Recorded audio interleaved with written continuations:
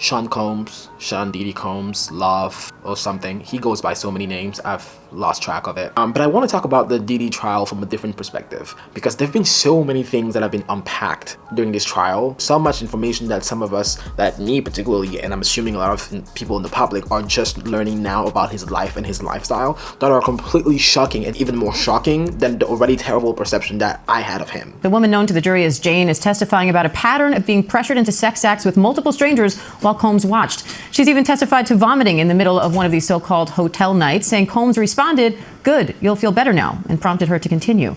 But particularly looking at it through the lens of the relationships that he's had throughout the years, not only the business relationship that he's had through the years, but particularly his public romantic relationships. If you ask me to describe the detail of the charges that he's facing and the details of what constitutes a RICO charge or a sex trafficking charge, I can't explain that, and most of the people in the public can't explain that. Most of the people who are making videos online about this trial can't really completely explain to you what a racketeering charge is and what the legal definition of sex trafficking is in federal court. But at least what we do know about Sean Combs so far has almost kind of focused on his sex life, which I want to say deviates significantly from what most people perceive as standard in a relationship, right?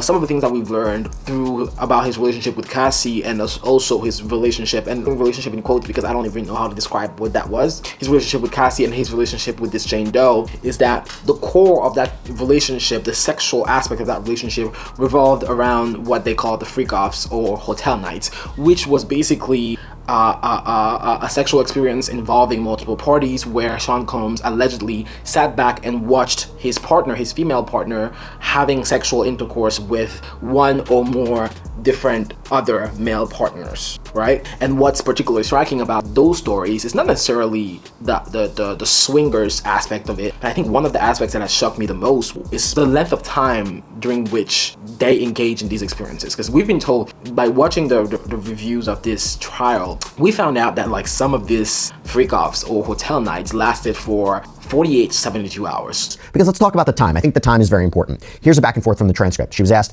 "Now, after you and Sean finished having intimate time together, what would you do before starting another round, either with the same entertainer or a different entertainer?" "I would just take a shower and get ready for the next one."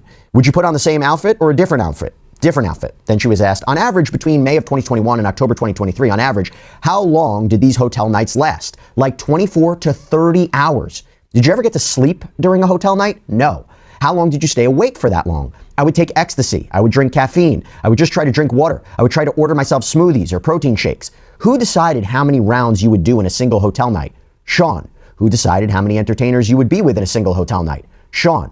And she even testified that she would give the performers arousal pills or speed things up in foreplay to try to get it all done faster. There was a text that said in part, "I don't throw sex in your face constantly, but the type of nights we have are nights that require everything out of me for 30 to 40 hours straight. I figured on my birthday, you would switch it up for me." Without breaks, some of them. We're talking about things that are, like outside of the lane of what most of us would consider normal sexual experiences, but not only they're doing things that are kind of outside of the realm of what some of us would consider normal sexual experiences, but they're doing it for like amounts of times that are like really mind-blowing. 48 to 72 hours of sexual intercourse, regardless of what kind of sex you're having, even if you're having breaks, is mind-blowing to me. Diddy has dated, at least from what you can find on the internet, he's dated multiple prominent figures. He's dated, the ones that we know the best are like the young Miami, most currently, right before he was put in jail or detained.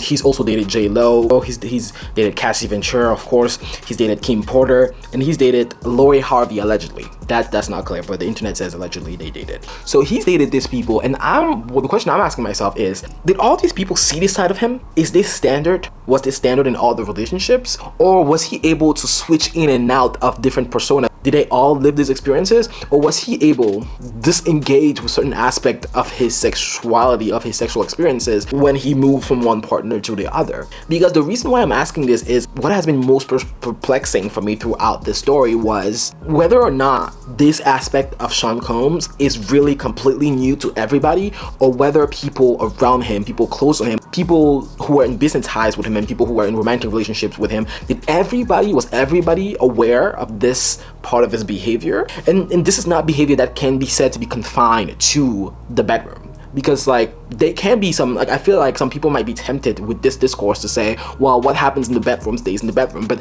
we have seen that the behavior that are being described here is behavior that clearly, at least in my opinion, seems to have affected the way he moved outside of the bedroom. Right? It seems to have affected the way he spent, the way he engaged in business. And like allegedly from the testimony we've seen, it seems to have affected the way he treated his employee. It seems like all of that, all his behavior in the bedroom kind of expanded to outside of the bedroom. So if you see that as being true, then you can't use the argument that like what happens in the bedroom stays in the bedroom and we don't need to discuss someone's sexual behaviors, because it clearly seems like, at least from the testimony that we've seen in this trial, it seems to have affected his behavior, at least with some of his employees. And so my question is, all of his business partners, all the people who he's done business with, were all of them also aware of this part of him, right? And like whether or not this part of him is criminal and warrants him going to jail is still up to question. That's the reason why we have a trial.